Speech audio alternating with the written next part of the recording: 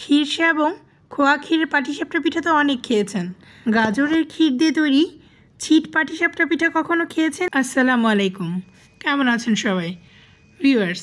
আজকে আমি আপনাদের জন্য নিয়ে এসেছি খুবই মজাদার এবং সুস্বাদু গাজরের ক্ষীর, সেই সাথে ছিট রুটি দিয়ে তৈরি গাজর ক্ষীরের ছিট পাটিসাপটা পিঠা রেসিপি নিয়ে। তো চলুন তৈরি করে নেওয়া যাক নতুন স্বাদের সুস্বাদু এই পিঠার রেসিপি। গাজরের ক্ষীর দিয়ে তৈরি পাটিসাপটা পিঠা তৈরির জন্য প্রথমে আমি ছিট রুটি তৈরির জন্য ব্যাটার তৈরি করে নেব। এই জন্য একটি মিক্সিং বলে নিয়ে নিয়েছি 1 কাপ পরিমাণ শুকনো আতপ চালের গুঁড়া, নিয়ে নিয়েছি হাফ কাপ পরিমাণ ময়দা। আপনারা চাইলে ময়দার পরিমাণটা হাফ কাপের পরিবর্তে 1/3 কাপও নিতে পারেন।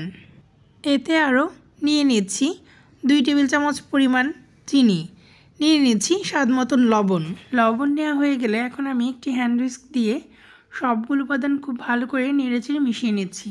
সবগুলো উপাদান একসাথে মিশিয়ে নেওয়ার পর এখন আমি অল্প অল্প করে কুসুম গরম পানি দিয়ে একটি ব্যাটার তৈরি করে নিচ্ছি। পিঠার ব্যাটারটা তৈরি করতে আমি এখানে পানি ব্যবহার করেছি, আপনারা চাইলে পানির পরিবর্তে দুধও ব্যবহার করতে পারেন। আর একটি কথা, পিঠার ব্যাটার তৈরিতে আমি এখানে কুসুম গরম পানি ব্যবহার করেছি, কেননা আমার চালের গুঁড়োটা শুকনো ছিল তাই। আমার পিঠার ব্যাটারটা তৈরি হয়ে গেছে প্রায়, তো আমি একটু দেখে নিচ্ছি যে কনসিস্টেন্সিটা ঠিক আছে কিনা। যেহেতু আমি ছিট রুটিটাকে পিঠার বেস হিসেবে নিয়েছি, আর তাই আরও কিছুটা পরিমাণ পানি ব্যাটারের সাথে নেড়েচেড়ে মিশিয়ে পাতলা করে নিচ্ছি। তো ব্যাটারটা তৈরি হয়ে গেছে। তো এখন আমি ব্যাটারটাকে এক পাশে ঢাকা দিয়ে রেখে দিচ্ছি এবং গাজরের ক্ষীরটা তৈরি করে নিচ্ছি। গাজরের ক্ষীর তৈরির জন্য চুলায় একটি প্যান বসিয়ে তাতে দিয়ে দিচ্ছি 1.5 চা চামচ পরিমাণ ঘি। এখন এই ঘিটাকে গলিয়ে নিয়ে দিয়ে দিচ্ছি এতে 1/4 কাপ পরিমাণ সুজি এবং 1 টেবিল চামচ পরিমাণ কাঠবাদাম কুচি। তো এখন আমি সুজি এবং বাদামটাকে লো মিডিয়াম হিটে 2 মিনিট ভেজে নিচ্ছি। 2 মিনিট সুজি এবং বাদামটাকে ভেজে নেওয়ার পর এখন আমি এতে দিয়ে দিচ্ছি আগে থেকে গ্রেট করে রাখা 2টি গাজর এবং সেই সাথে 1/4 কাপ পরিমাণ নারকেল কুচি। এখন আমি এই গ্রেট করে নেওয়া গাজর এবং নারকেল কুচিটাকে লো মিডিয়াম হিটে সুজির সাথে নেড়েচেড়ে 2 মিনিট ভেজে নিচ্ছি যেন গাজরটা নরম হয়ে যায়। গাজরের পানি অনেকটা শুকিয়ে গেছে এবং গাজরটা নরম হয়ে গেছে। এই পর্যায়ে আমি এতে দিয়ে দিচ্ছি 1.5 কাপ পরিমাণ তরল দুধ। আমি আগেই 1 লিটার দুধকে জাল করে 1.5 কাপ করে নিয়েছি। দুধটা দিয়ে আমি নেড়েচেড়ে মিশিয়ে নেওয়ার পর আরও দিয়ে দিচ্ছি 1/3 কাপ পরিমাণ পানি। এখন এখানে অনেকে প্রশ্ন করতে পারেন আমি পানি কেন ব্যবহার করলাম।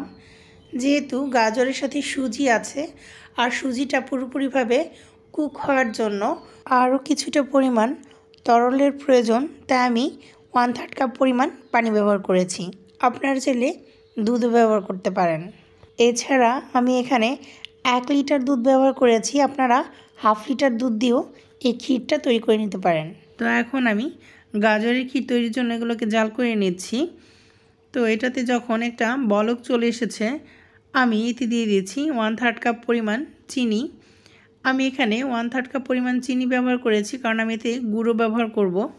তো এখন আমি চিনিটাকে খুব ভালো করে গাজরের সাথে নেড়েচেড়ে মিশিয়ে নিচ্ছি। চিনিটাকে মিশিয়ে নেওয়ার পর আমি এটাকে মিডিয়াম হিটে জাল করে নিচ্ছি যতক্ষণ পর্যন্ত না দুধটা টেনে আসে এবং গাজরটা সিদ্ধ হয়ে আসে। আমি এখানে ঢাকনা ব্যবহার করিনি, আপনারা চাইলে ঢাকা দিয়ে কুক করতে পারেন। গাজরটা সিদ্ধ হয়ে গেছে এবং দুধটা অনেকটাই শুকিয়ে গেছে। তো আমি এই পর্যায়ে এতে দিয়ে দিচ্ছি 1/4 কাপ পরিমাণ পাটালি গুড়। পিঠাতে পাটালি গুড় আমার অনেক পছন্দ, তাই আমি এটা ব্যবহার করেছি। তাছাড়া শীতের পিঠা বলে কথা, গুড় না দিলে কি হয় বলুন? তবে এটা পুরোই অপশনাল, যাদের পছন্দ তারা দিবেন আর যাদের পছন্দ না তারা স্কিপ করে যাবেন। গুড়টা দেওয়া হয়ে গেলে এখন আমি গাজরের ক্ষীরের সাথে খুব ভালো করে নেড়েচেড়ে মিশিয়ে নিচ্ছি। আর এই সময় চুলার হিটটা থাকবে লোতে। গুড়টাকে গাজরের ক্ষীরের সাথে মিশিয়ে নেওয়ার পর এখন আমি চুলার হিটটা মিডিয়ামে করে দিয়ে অনবরত নেড়েচেড়ে জাল করে এর পানিটা শুকিয়ে নিচ্ছি। আর এই সময় নাড়া বন্ধ করা যাবে না, তাহলে এটা প্যানের গায়ে লেগে যেতে পারে। তো আমার গাজরের ক্ষীরটা তৈরি হয়ে গেছে, পানি অনেকটাই শুকিয়ে গেছে। এটা যখন ঠান্ডা হয়ে যাবে তখন এটা আরও ঘন হয়ে যাবে। তো আমি এটাকে এখন নামিয়ে নিচ্ছি। পাটিসাপটা পিঠা অর্থাৎ ছিট রুটিটা তৈরি করে নিচ্ছি। এজন্য চুলায় একটি ননস্টিকের প্যান বসিয়ে দিয়েছি। আর আগে থেকে তৈরি করে রাখা পিঠার ব্যাটারটা আমি এরকম একটি সসের বোতলে ভরে নিয়েছি। আপনারা চাইলে পানির বোতল দিয়ে তৈরি করে নিতে পারেন। তো পিঠাগুলো তৈরির শুরুতে আমি একটি টিস্যুতে কিছুটা পরিমাণ ঘি নিয়ে প্যানটাকে মুছে নিয়েছি। এটা স্কিপ হয়ে গেছে। এখন আমি সেই সসের বোতলটা দিয়ে এভাবে করে ঘুরিয়ে ঘুরিয়ে পিঠার ব্যাটারটা প্যানে দিয়ে দিচ্ছি। আপনারা নিশ্চয়ই দেখতে পাচ্ছেন আমি কিভাবে করে দিয়ে দিচ্ছি। এভাবে করে দিয়ে পাটিসাপটা পিঠা বা ছিট রুটিটা তৈরি করে নিচ্ছি। ব্যাটারটা প্যানে দেওয়ার কয়েক সেকেন্ডের মধ্যে পিঠাটা তৈরি হয়ে যায়। আর পিঠাটা যখন কুক হয়ে যাবে তখন দেখতে পাবেন যেটা চারপাশ থেকে নিজে নিজে উঠে আসছে। তো আমার পিঠাটা তৈরি হয়ে গেছে। এখন আমি এতে গাজরের ক্ষীরটা দিয়ে দিচ্ছি এবং এক পাশ থেকে এটাকে ফোল্ড করে নিচ্ছি। তো ভিউয়ার্স, আপনারা নিশ্চয়ই দেখতে পাচ্ছেন পিঠাটাকে কত সহজে খুব সুন্দর করে ফোল্ড করে নিয়েছি। তো এইভাবে আমার একটি পিঠা তৈরি হয়ে গেছে। এখন আমি পিঠাটাকে নামিয়ে একটি প্লেটে রেখে দিচ্ছি এবং সেই সাথে আমি আরও একটি পিঠা তৈরি করে নিচ্ছি। তবে তার আগে আবার আমি টিস্যু দিয়ে একটু প্যানটাকে মুছে নিচ্ছি। এখন আমি আবারও আগের মতন করে বোতলটাকে উপর থেকে ঘুরিয়ে ঘুরিয়ে ব্যাটারটা দিয়ে দিচ্ছি। আর ঠিক একইভাবে ব্যাটারটা দেওয়ার কয়েক সেকেন্ডের মধ্যে পিঠাটা তৈরি হয়ে যাচ্ছে। এখন আমি আবার গাজরের ক্ষীরটা দিয়ে দিচ্ছি এবং ফোল্ড করে নিচ্ছি। তো যাদের কাছে পাটিসাপটা পিঠার বানাতে ঝামেলা মনে হয় তারা ঠিক এভাবে করে ছিট রুটির মতো করে পাটিসাপটা পিঠাটা সহজেই বানিয়ে নিতে পারেন। তো ভিউয়ার্স, আপনারা নিশ্চয়ই দেখতে পাচ্ছেন এটা কতটা সুন্দর করে ফোল্ড করে নেওয়া হয়ে গেছে এবং আমি এটাকে নামিয়ে নিচ্ছি। আর এইভাবে বাদবাকি পিঠাগুলো তৈরি করে নিচ্ছি।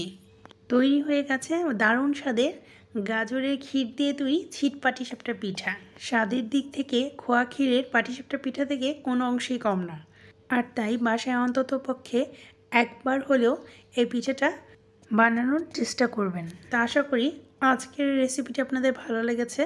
ভালো লেগে থাকলে একটি লাইক দিবেন, আমার চ্যানেলটি সাবস্ক্রাইব করবেন, ফ্রেন্ডস এবং ফ্যামিলির সাথে বেশি বেশি শেয়ার করবেন। তো আজ এই পর্যন্তই। সবাইকে ধন্যবাদ। আল্লাহ হাফেজ।